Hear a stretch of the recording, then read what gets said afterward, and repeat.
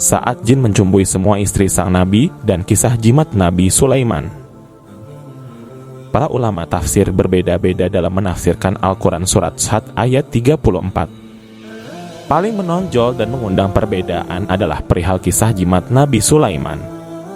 Dalam kisah itu disebutkan bahwa setelah jin sukses mencuri jimat Nabi Sulaiman, maka jin menggagahi semua istri sang nabi selama 40 hari. Kisah ini disebutkan dalam beberapa literatur tafsir tatkala memasuki pembahasan tentang apa yang dimaksud dengan fitnah atau ujian yang Allah sebutkan dalam firman-Nya. Artinya, sungguh kami telah menguji Sulaiman dan kami letakkan sebuah jasad di atas singgasananya. Kemudian dia bertaubat. Al-Quran Surat Sad ayat 34. Syekh Muhammad bin Salih As-Syawi dalam kitabnya An-Nafahat Al-Makkiyah menafsirkan ayat ini sebagai berikut, dan sesungguhnya kami telah menguji Sulaiman. Kami telah mencobanya dengan suatu ujian, yaitu kerajaannya dirampas oleh orang lain. Demikian itu, karena ia pernah menikahi seorang perempuan yang ia sukai, hanya perempuan itu termasuk orang yang menyembah berhala, tanpa sepengetahuan Nabi Sulaiman. Dan tersebutlah bahwa kebesarannya itu terletak pada cincinnya. Kemudian pada suatu hari ketika ia bermaksud untuk pergi ke kamar mandi, ia melepaskan cincinnya itu. Lalu ia menitipkannya kepada salah seorang dari istrinya yang bernama Aminah, sebagaimana biasanya. Setelah ia pergi, tiba-tiba datanglah makhluk jin yang menyerupai Nabi Sulaiman. Kemudian jin itu mengambil cincin itu dari Aminah dan langsung memakainya. Setelah itu, kami dudukkan pada singgasananya sesosok jasad, yaitu jin tersebut yang bernama Sakhar atau jin lainnya. Kemudian jin itu menduduki singgasana Nabi Sulaiman. Ketika itu juga ia dikelilingi burung-burung dan lain-lainnya. Lalu muncullah Nabi Sulaiman dalam bentuk yang tidak seperti biasanya, yakni tanpa pakaian kebesaran. Ia melihat bahwa di singgasananya telah duduk seseorang. Kemudian ia berkata kepada orang-orang yang ada di situ, "Aku adalah Sulaiman." Akan tetapi orang-orang mengingkarinya.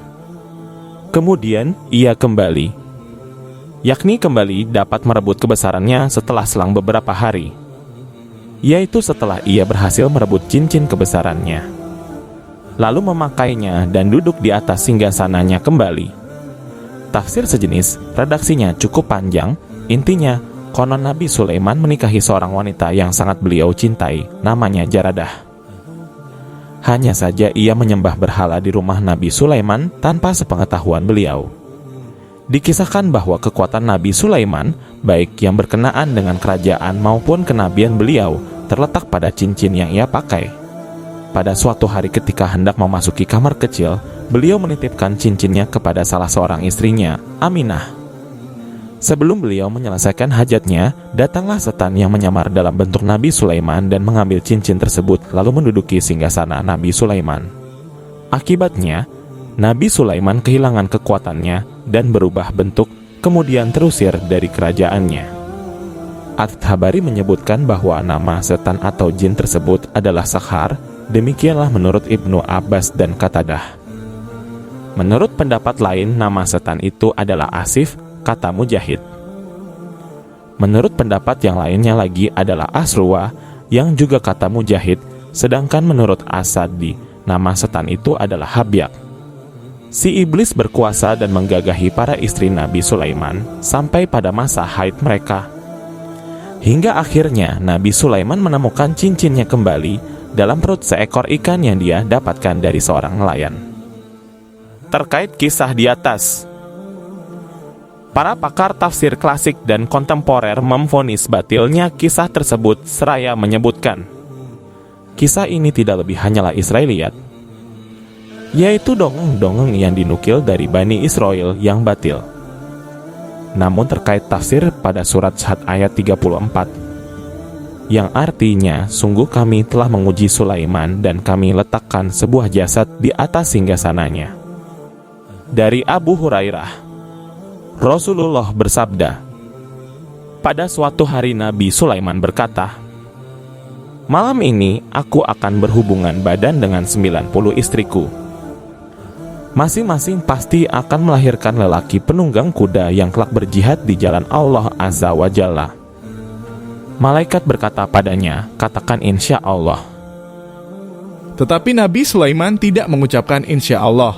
Lalu beliau berhubungan badan dengan seluruh istrinya tersebut, namun tidak seorang pun dari mereka yang mengandung kecuali hanya satu.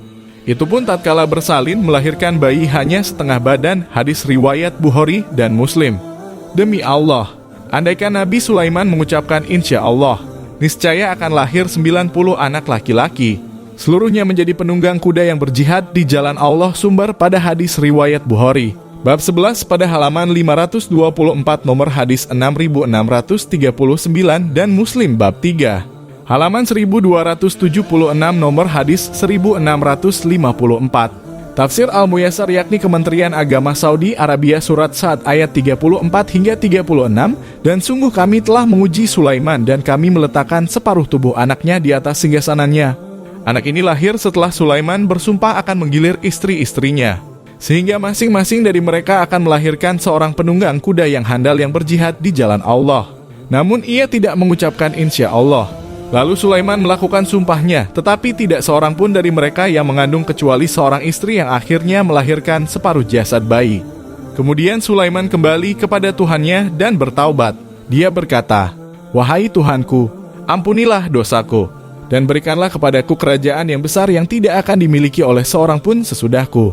Sesungguhnya Engkau maha banyak berderma dan memberi, maka kami mengabulkan permintaannya.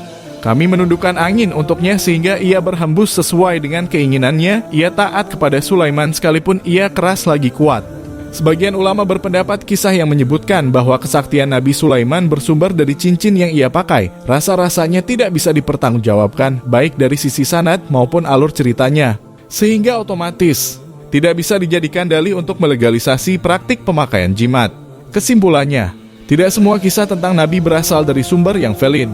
Namun ada juga karangan yang dituliskan oleh orang-orang Israel sesuai kemauan mereka tanpa merujuk pada kebenaran sejarahnya.